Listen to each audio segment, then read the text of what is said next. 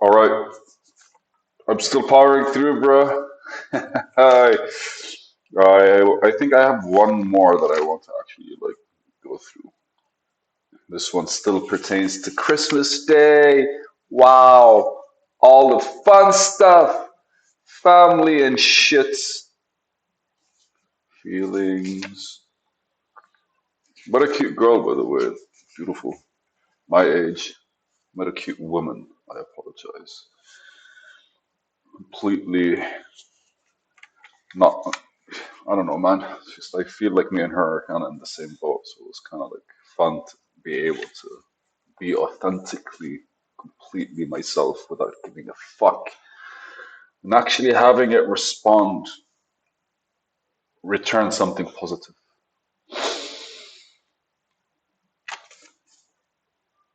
Life is suffering, and we are destined to pass through. That's not the note. How people bring out the worst in us. I genuinely think that if we were to look at life as a series of confrontations with ourselves, because ultimately reality is a reflection of what's in our mind. And on top of all of that, when we're engaging with people, we are projecting how we see the world and waiting for their response. Effectively, this means that we, my friends, are always going to be self actualizing through the people that we're engaging with. Now, the easiest way to engage is to kind of like have a reactive ego. There's a big difference between responsive and reactive. Reactive, something happens, pop, there's an instant reaction. Regardless of what happens, the reactions are limited. Responding is more like something happens, we absorb what's going on, and then we put something on the outside. Now, the beauty of the reaction is it's standardized. Simple, easy to deal with. Who the fuck cares? And normally we have standardized reactions when it comes to like anytime our comfort zone hits and we start becoming very like cozy with some people, we kind of develop into reactive mode because ultimately, like if they say something, I don't know, man. I think you develop reactions to words, you develop reactions to people, you develop reactions to environments. You kind of like standardize something in a way which is necessary, but not really the way. It's necessary for you to find stability because once you're reacting, that means you're doing it intuitively. And this intuition is the ego that you're building on, you're structuring, which is a very strong thing that you're doing, but we don't want one reaction fits all or 10 reactions to fit many things. You kind of want each individual thing that could possibly happen to have its own like reaction. And that would be beautiful to understand yourself in such detail where your reactions are so tailored that they become responses. They become responses, exactly. So a response is like something happens, think about it, you process it, you let it happen, you allow it, you allow yourself to feel, understand, engage, all these positive things.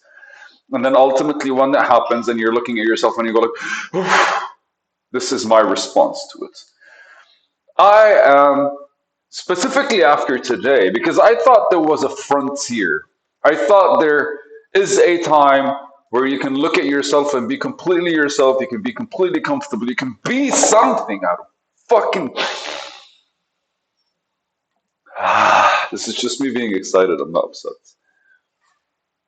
But it seems every fucking human being in front of you is a trial of some sort. And think about it. A shallow conversation of 5 minutes is a very small test. And sometimes, even small talk, we're not able to get past. An hour conversation allows you to kind of like test yourself even further. And ultimately, the people in front of you are going to be like, I'm done, I'm tired, or I'm interested, right? That's the whole engagement. That's the self actualization part. Because if what I'm saying is working, then the other person is still there until something is not working, and then the other person is no longer there. And in our lucky times, we get to meet somebody that's kind of like fully fascinated by how we became, and then you look at them and you go like, no, that's you're fully fascinated by how they became, if that's a thing. And maybe that's what they call like a relationship, a healthy relationship, love, or any form of cuteness that allows. I'm trying not to say fuck because normally when I get excited and I express, I start saying fuck a lot, and people think I'm upset. But the reality is, it's just like the energy behind like a certain realization or a say or a certain like I've been noticing this a lot, and I have to acknowledge it. Feel. I don't want to call it a statement because I think statements like hinder your progress, allow you to kind of like decide on something, but we always forget that anytime we're deciding on something, we're deciding from a certain position that doesn't know any better. So as you progress through the days, life, hours, months, you're going to look back and you're going to be like, I can't believe it's still the same decision. It shouldn't be, but your mind can't see it because I already made an assessment.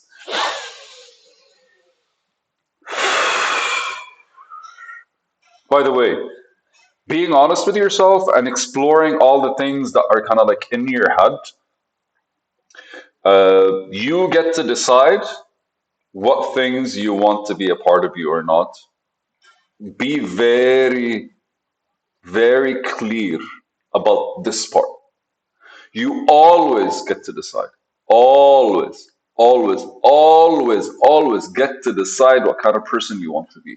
Always, always. Especially when you're watching these thoughts happen in your head or where you're thinking or you think you're thinking. You always get to decide this, okay, scenario, and you'd feel the energy and you'd be like, fuck, man, that's not the energy I want to feel. Do I want to feel aggressive? No. Maybe you don't want to feel calm at times, you want to feel aggressive. Also, something. The goal is for you to be able to kind of see that. But people are always going to be there to test anything you are projecting into this world. I think they're the only way we're able to actually like test. And sure, you get friends, man, and sure, you get people that stand by you and care for you the way you are. But the reality is that those people calm you down, allow you to enjoy being yourself. But to get to that stage, you really have to just. I see that. I see how people around friends become, how people that don't know what it means to not really trust the other person around you look at the world and just kind of like relax or just loosen themselves into it. I don't know if it's a naive approach or a brave one. I really think that it takes a certain kind of like strength to be able to expose yourself. But then again, like most of the times when you're exposing yourself, do you really know what you're exposing yourself to? That is a big fucking question. So, how people bring out the worst in us? I think it's the job. I think it's their existence. It can't be helped. If you have a bucket of water, the first water that's going to get out is basically the top, and eventually more is going to seep from the bottom. So you get to where the dirt is lying there and murky. And if you're spending more time alone, that means you're the only person that judges your thoughts, which means they can go in any direction unless you're actually one of those super meditative person or like reflective person that consciously understands how you are evolving and always decides on certain directions.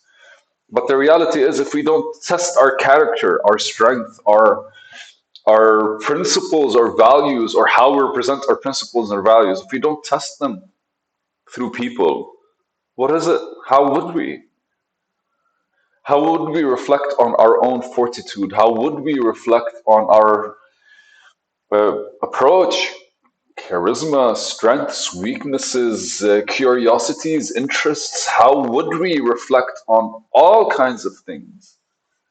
How would we be able to like engage with all kinds of things?